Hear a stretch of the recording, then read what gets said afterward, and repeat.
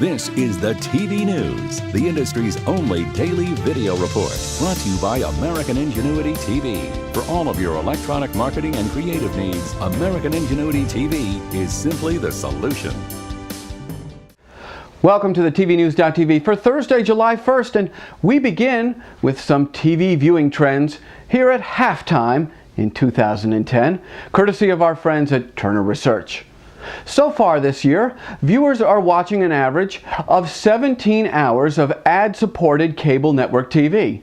That's up ever so slightly from 2009. Conversely, broadcast network TV is being watched for 8.4 hours per week, ever so slightly down from 2009. And DVR penetration has advanced in 2010 by about 18% over 2009. Third quarter action begins right after the July 4th holiday. Following up on yesterday's story about Larry King retiring from CNN's Larry King Live after 25 years on the same network in this very same time slot, Conan O'Brien has reacted by tweeting, and this is a quote, "Personally, I think hosting anything over 7 months is overkill." Zing! This is a critical World Cup update. Dateline: Paraguay has made it into the quarterfinals. Big deal, huh? Heck yeah! That's because the ever-lovely Paraguayan lingerie model Larissa Riquelme has made the greatest guarantee in sports since Joe Willie Namath's Super Bowl III victory guarantee.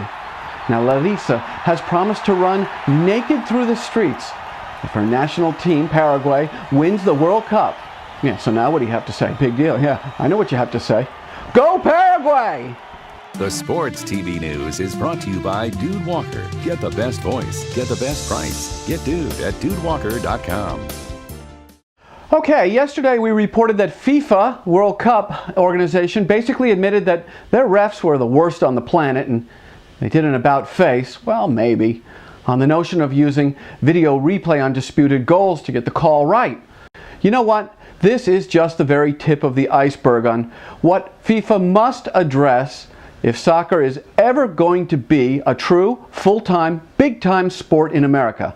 We've got Eric Mackerlin here with the TV Sports, and he has agreed to react to my 5 easy ways that I have devised to fix FIFA soccer. Eric, are you ready?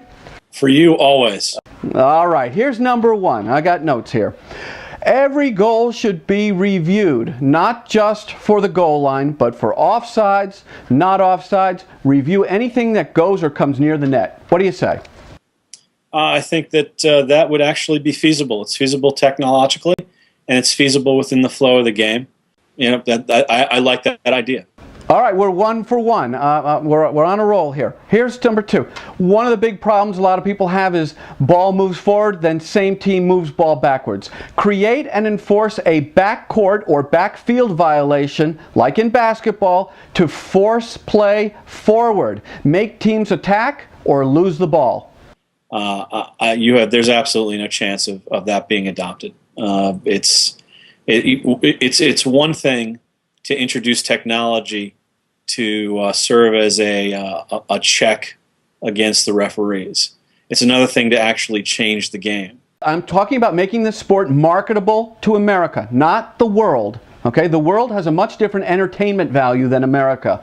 In places in the world, you can roll a bicycle rim with a stick, and that's entertainment. That doesn't cut it for entertainment in America. So I'm saying, if you want to get into the #1 GDP market, and like the NFL had to do, MLB has done, hockey has done, basketball is done, and improve the game and make it more palatable and to increase American consumption, you tweak the rules for the offense. So I'll just leave it at that. Okay, well, I'll just leave it at this, Jeff. Soccer has tried to change its on-field rules to suit Americans before, both with the North American Soccer League in the 70s and with Major League Soccer when the sport was resurrected as a top-flight professional league in the mid-90s. It didn't work, and they decided to go back to the purist view that the game should be the same no matter where it is in the world. Okay, more purist bashing. Change the offsides. The rule is obscure. It's difficult to understand. I played the game, not well, but played the game in high school. Very difficult to understand even as a player. It's very poorly officiated, as FIFA has shown us time and time again. And most egregious for America, it squelches the big play scoring opportunities, the backbone of American sports. Again, I think, offsides is something that's going to be seen as a sacred cow by the international soccer potentates. They're not going to change that rule, whether or not you believe it might open up the game. To tell you the truth, Jeff, I would want to see something like that tested somewhere in the world before it was implemented. Okay, next point. To speed up the game, penalize fake injuries, or at least make them difficult to bear. If you're stretchered off the field, you don't come back. You get an automatic substitution, and you can increase to 5 subs. Again, Jeff, I think that would improve the game. I'm as somebody like you who came up playing ice hockey. I've got a problem with people who feign injury on the field of play. I think it's an insult to the rest of the players, and it's something that just breaks the flow of the match. It's often used as a stall for a tactical or temporary tactical or strategic advantage. I'd be for that. Again, Jeff, I would say that what we would need would be buy-in from the folks who run the sport, and I don't think the folks who run the sport are going to want to mess with that. I don't have a problem with FIFA just continuing it as an ancient sport. It's being run in an ancient fashion. The rules are sacrosanct.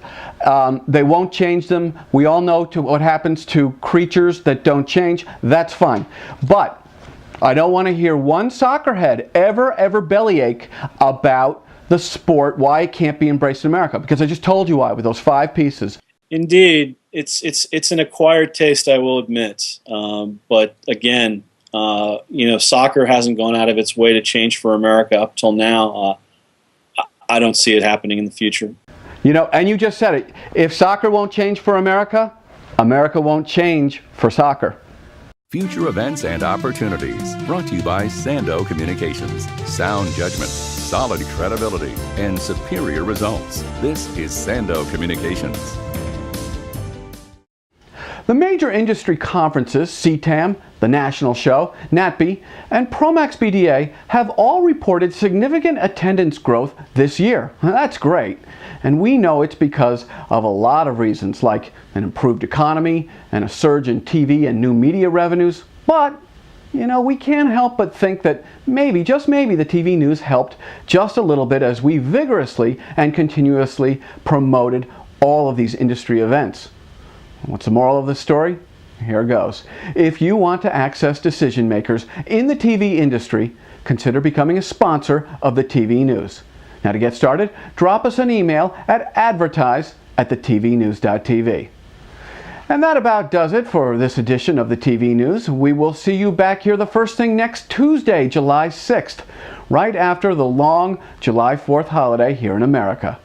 In the meantime, if you've missed any recent editions of the TV News, you can catch up quickly in our archives. And you should really check out the branding and marketing video white papers we have there too.